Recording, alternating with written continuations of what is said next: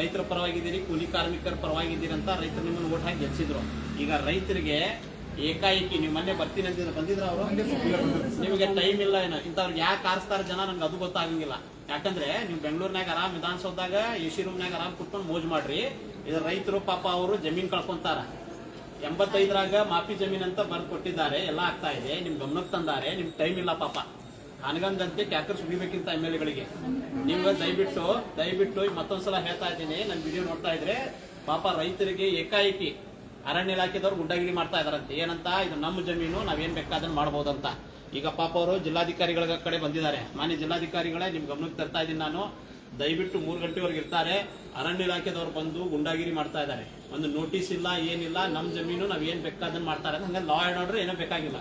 ಈಗ ನಿಮ್ಮ ಜಮೀನು ನೀವು ಮಾಡ್ಕೋರಿ, ಹಂಗಾದ್ರೆ ರೈತರು ಅವ್ರ ಜಮೀನು ಉಳಿಸ್ಕೊಳಕ್ ಏನ್ ಬೇಕಾದನ್ನ ಮಾಡ್ತಾರೆ. ಹಂಗಾದ್ರೆ ನಡೀತೈತಂದ್ರೆ ಕಾನೂನು ಕೈಗೆ ತಗೋಬೇಕಾ? ಕೇಳ್ತಾ ಇದೀವಿ, ಜಿಲ್ಲಾಧಿಕಾರಿಗಳ ಗಮನಕ್ಕೆ ತರ್ತಾ ಇದೀವಿ. ಜಿಲ್ಲಾಧಿಕಾರಿಗಳು ದಯವಿಟ್ಟು ಇದರ ಮಧ್ಯಸ್ಥಿಕೆ ಇದು ಮಾಡಿ ಫಸ್ಟ್ ಅದು ಅರಣ್ಯ ಇಲಾಖೆದವ್ರಿಗೆ ಅದು ಏನೋ ಟ್ರಂಚಸ್ ಬೆಂಚಸ್ ಹೊಡಿತಾ ಇದಲ್ಲ ಅದನ್ನ ನಿಲ್ಲಿಸಬೇಕು.